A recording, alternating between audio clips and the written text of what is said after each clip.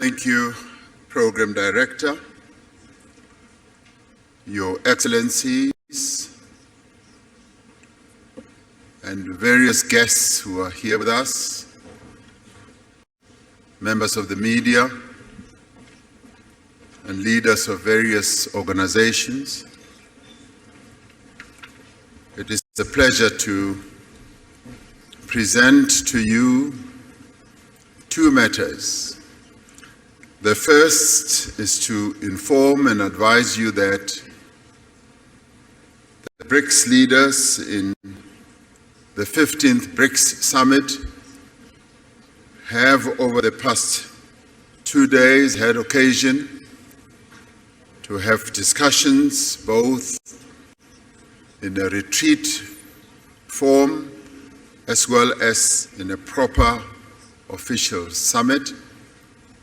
And in the course of those discussions, have reached a conclusion to adopt the Johannesburg II Declaration as a declaration that encompasses and covers the various issues that the leaders had to decide on. These matters have been in discussion for over a year in various iterations and meetings, being prepared by our Sherpas and ministers in various meetings. And in the end, the declaration has now been adopted as Declaration 2, Johannesburg Declaration 2, as adopted.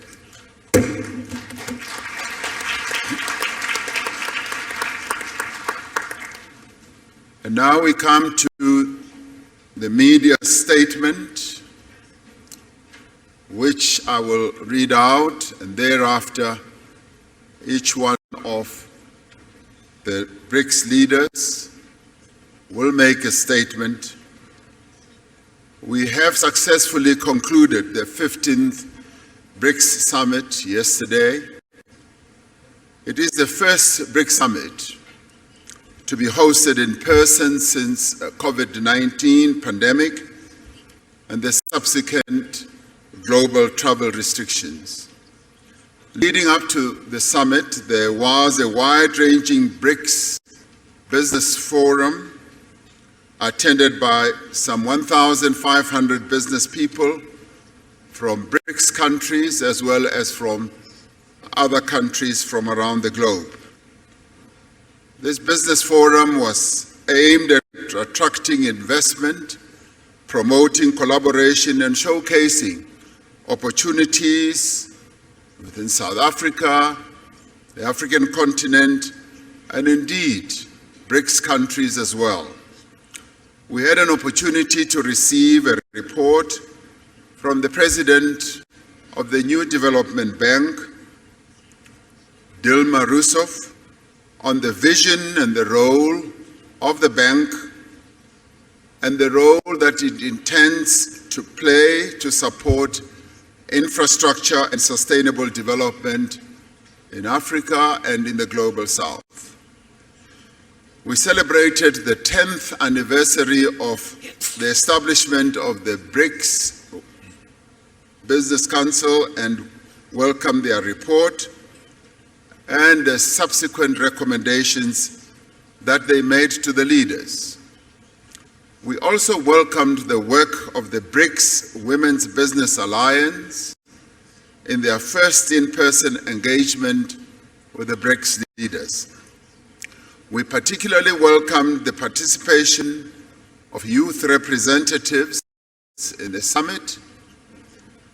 We endorsed our expectations for the BRICS economic partnership to generate tangible benefits for our communities and deliver viable solutions for common challenges faced by the Global South.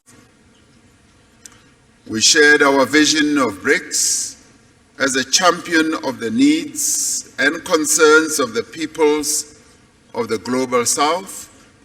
These include the need for beneficial economic growth, sustainable development, and the reform of multilateral systems. We reiterate our commitment to inclusive multilateralism and upholding international law, including the purposes and principles enshrined in the United Nations Charter. We are concerned about ongoing conflicts in many parts of the world. We stress our commitment to the peaceful resolution of differences and disputes through dialogue and inclusive consultation. The summit noted that an unbalanced recovery from the hardships of COVID-19 pandemic is exacerbating inequality across the world. We encourage multilateral financial institutions and international organizations to play a constructive role in building global consensus on economic policies. We have noted that there is global momentum for the use of local currencies, alternative financial arrangements, and alternative payment systems. As BRICS, we are ready to explore opportunities for improving the stability, reliability, and fairness of the global financial architecture. In this regard, BRICS leaders have tasked their finance ministers and central bank governors, as appropriate, to consider the issue of local currencies, payment instruments, and platforms, and to report back to the BRICS leaders by the next summit. This summit reaffirmed the importance of BRICS people-to-people exchanges in enhancing mutual understanding, friendship, and cooperation. The summit appreciates the progress made over the last year in the fields of media, culture, education, sports, arts, youth, civil society, and academic exchanges. We adopted the Johannesburg II Declaration, which reflects key BRICS messages on matters of global economic, financial, and political importance. It demonstrates the shared values and common interests that underlie our mutual beneficial cooperation as the 5 BRICS countries. BRICS itself is a diverse group of nations. It is an equal partnership of countries that have differing views but have a shared vision for a better world.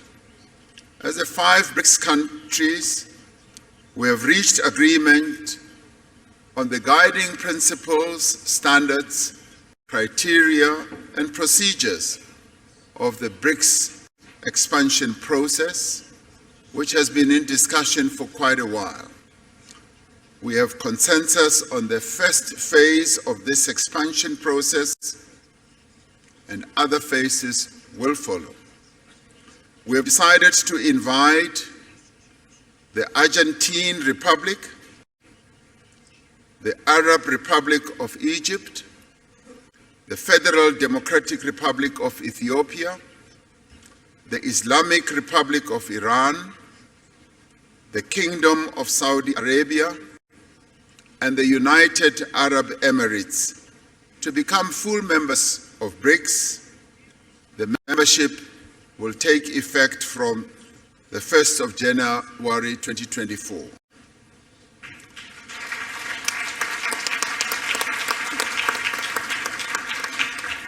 We value the interests of other countries in building a partnership with BRICS.